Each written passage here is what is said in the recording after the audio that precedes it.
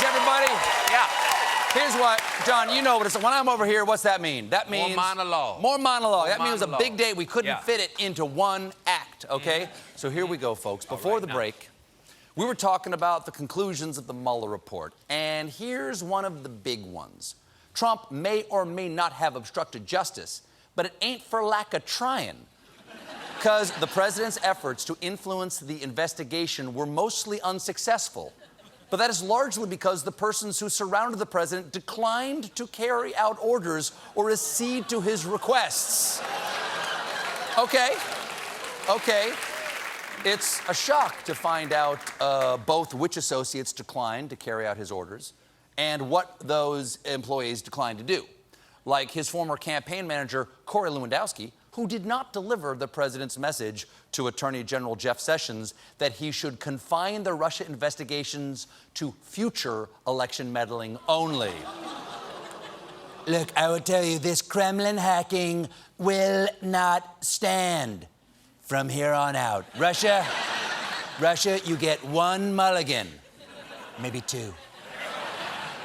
And in the summer of 2017, Trump told White House counsel Don McGahn to call Rosenstein and tell Rosenstein to fire Mueller. McGahn didn't want to do that and told Reince Priebus that he was going to resign because the president had asked him to, quote, do crazy.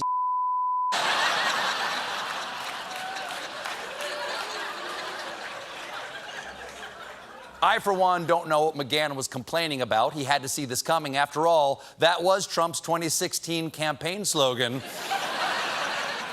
And we also learned that when cornered, White House spokesperson Sarah Huckabee Sanders actually told the truth about lying.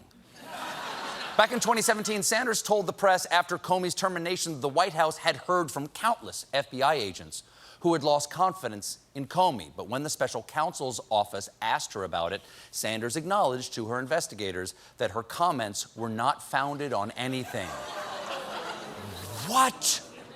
Sarah Huckabee grossly distorted the facts just to please the president?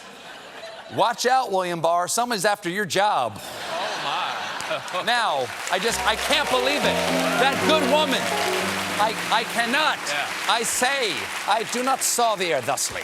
President Trump refused to be questioned in person by the special counsel, but he did submit some answers in a section titled Responses of President Donald J. Trump. Now, I have reason to believe that these responses were not actually written by Donald Trump because they're written.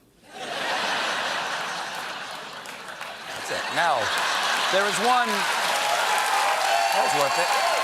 That was worth it. There is one common thread among Trump's responses. He remembers nothing. Because over the course of 10 pages, Trump answers questions with some version of, I do not recall, over 30 times. That's funny, because I do recall this. One of the great memories of all time. And one of the great memories of all time. One of all time, right here, up in the kidneys. And the reason my memory is great, it never lets me remember the crimes I commit. So awesome. What was the question? Now, ultimately, to sum up his findings on the key issue he was hired to investigate, Mueller said maybe the most shocking thing in the entire 400 pages. If we had confidence after a thorough investigation of the facts that the president clearly did not commit obstruction of justice, we would so state. Based on the facts and the applicable legal standards, we are unable to reach that judgment. Well, that's huge. Oh, wow. Mueller would have found Trump innocent if it had been possible in any way. But it was impossible to find that. That is the opposite of a witch hunt. Look, we'd really like to exonerate this witch, but when we tried to pull her out of the water, she turned the FBI director into a toad.